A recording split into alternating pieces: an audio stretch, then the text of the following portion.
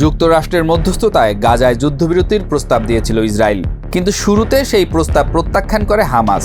পরে অবশ্য আনুষ্ঠানিক প্রতিক্রিয়ায় হামাসও রাজি হয়েছে এই যুদ্ধবিরতি প্রস্তাবে। তবে হামাস বেশ কিছু শর্ত দিয়ে এ প্রস্তাবে রাজি হয়েছে। এখন দেখার বিষয় হামাসের প্রস্তাব ইসরায়েল মেনে নেয় কিনা। যুক্তরাষ্ট্র হামাসের শর্তে কি প্রতিক্রিয়া দেখায় সেটার দিকে তাকিয়ে আছে গোটা বিশ্ব। হামাসের পাল্টা শর্তে যুক্তরাষ্ট্র এখনো কোনো প্রতিক্রিয়া না দেখালেও নেতানিয়াহুর জন্য বড় ধরনের চাপ অপেক্ষা করছে বলে মন্তব্য করেছেন একাধিক গণমাধ্যম। বিশেষ করে গাজার পক্ষে সৌদি আরব, মিশর, কাতার, তুরস্ক আর সংযুক্ত আরব আমিরাতের বৈঠক হওয়ার কথা ছিল পশ্চিম তীরের রামাল্লায়। ফিলিস্তিন প্রেসিডেন্ট মাহমুদ আব্বাসের সঙ্গে এই বৈঠকের নেতৃত্ব দেওয়ার কথা ছিল সৌদি পররাষ্ট্রমন্ত্রী প্রিন্স ফয়সাল বিন ফারহানের, কিন্তু নেতানিয়াহু সেই বৈঠক রুখে দিয়েছে, যা মধ্যপ্রাচ্যকে নতুন করে ভাবিয়ে তুলেছে ইসরায়েল নিয়ে। এই ঈদে জামা জুতো অ্যাক্সেসরিজের ডিসকাউন্ট।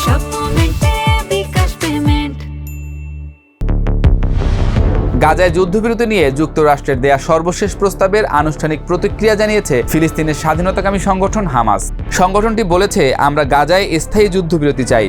যুদ্ধবিরতির জন্য গাজা থেকে সব ইসরায়েলি সেনা প্রত্যাহার করতে হবে।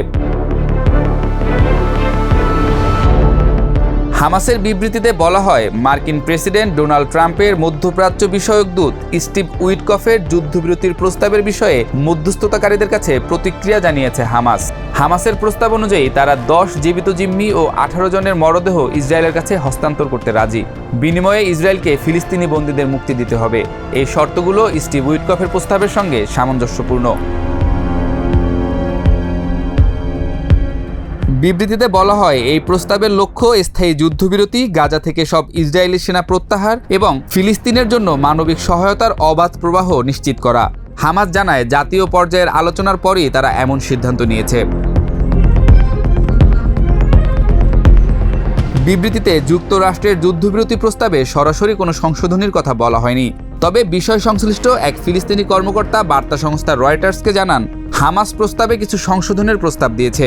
তা সত্ত্বেও সামগ্রিকভাবে তাদের প্রতিক্রিয়া ইতিবাচক।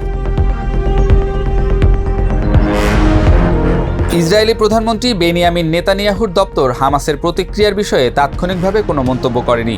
তবে বৃহস্পতিবার ইসরায়েলি সংবাদ মাধ্যমগুলো জানিয়েছিল, গাজায় জিম্মিদের পরিবারের সঙ্গে এক বৈঠকে নেতানিয়াহু বলেন, ইসরায়েল উইটকফের প্রস্তাব গ্রহণ করেছে, কিন্তু তার দপ্তর এ বিষয়ে কোনো আনুষ্ঠানিক বিবৃতি দেয়নি।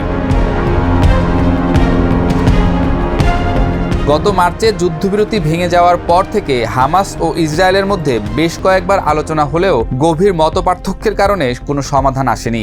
ইসরায়েল বলছে, যুদ্ধ থামাতে হলে হামাসকে সম্পূর্ণ নিরস্ত্র হতে হবে, ভেঙে ফেলতে হবে তাদের সামরিক ও প্রশাসনিক কাঠামো, গাজায় জিম্মি থাকা 58 ইসরায়েলিকে ফেরত পাঠাতে হবে। অন্যদিকে হামাস বলছে, তারা অস্ত্র সমর্পণ করবে না, বরং ইসরায়েলকে গাজা থেকে সেনা সরাতে হবে এবং স্থায়ীভাবে যুদ্ধ বন্ধে প্রতিশ্রুতি দিতে হবে। গাজার স্বাস্থ্য মন্ত্রণালয় বলছে, ইসরায়েলি হামলায় গাজায় এখন পর্যন্ত 54,000-এর বেশি ফিলিস্তিনি নিহত হয়েছেন। ধ্বংসস্তূপে পরিণত হয়েছে পুরো উপত্যকা।